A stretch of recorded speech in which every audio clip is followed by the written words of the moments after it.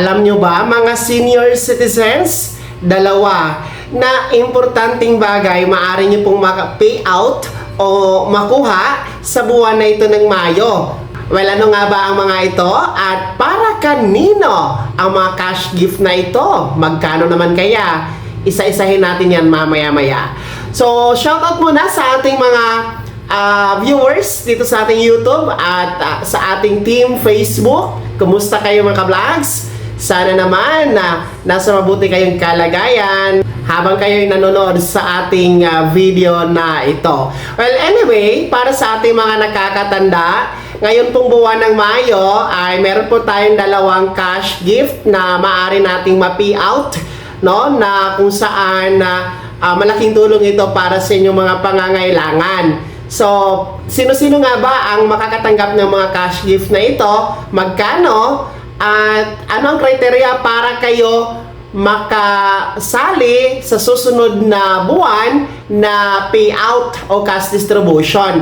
Ito po ay nasa ilalim ng National Commission of Senior Citizens or NCSC. So, una po na cash gift na maaari pong ma-payout o makuha ngayong buwan ng Mayo ay ang atin pong Centenarian Cash Gift. Well, ang Centenarian Cash Gift, ito po yung Centenarian Act of 2016 kung saan nga po bibigyan ka ng gobyerno ng 100,000 pesos kung kayo ay aabot sa edad na 100 years old o pagiging centenarian. Well, malaking hamon ito dahil alam naman natin, bibihira lang ang nakakaabot sa 100 years old, no? At kung aabot talaga sa 100 years old, napakalaking regalo na yan at napakalaking blessing na po yan na binigay sa atin ng May Kapal mga vlogs. Kaya nararapat at deserve naman talaga na bigyan ng 100,000 pesos cash gift.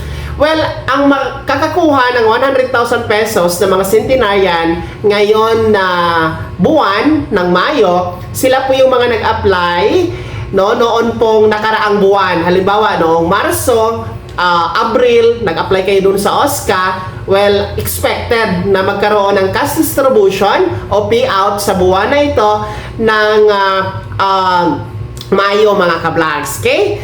Pangalawa, na cash gift na makukuha po mula sa NCSC na maaari pong ma-payout or matanggap ngayong buwan ng Mayo ay ang ating Expanded Centenarian Act Cash Gift o Republic Act 11982 kung saan kung kayo naman ay aabot sa edad na 80, 85, 90, and 95 years old, bibigyan po kayo ng gobyerno ng 10,000 piso.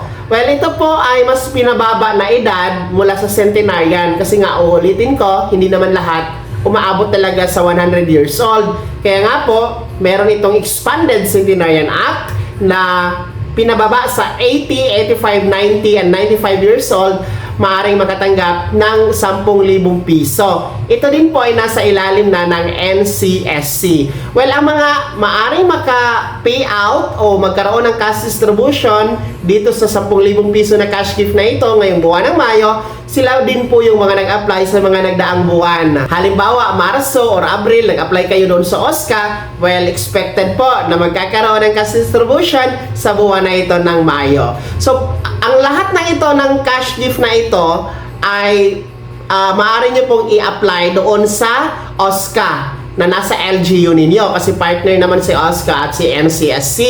Tapos i-process po yan ang requirements po doon sa Centenarian Cash Gift na 100,000 pesos is whole body picture, birth certificate, then kung walang birth certificate, pwede po valid ID. Ganon din po doon sa Expanded Centenarian Act Cash Gift na 10,000 piso. Okay? So, para makasama kayo sa susunod na buwan na cash distribution, mag-apply kayo. Basta siguraduhin nyo lang ang edad nyo nasa insakto na 80, 85, 90, and 95 years old para sa 10,000 piso na cash gift at 100,000 pesos para sa mga 100 years old na mga lolo at lola. Kaya naman ha, mga senior citizens, sino sa inyo dito ang mga magkakaroon ng cash distribution sa buwan na ito ng Mayo?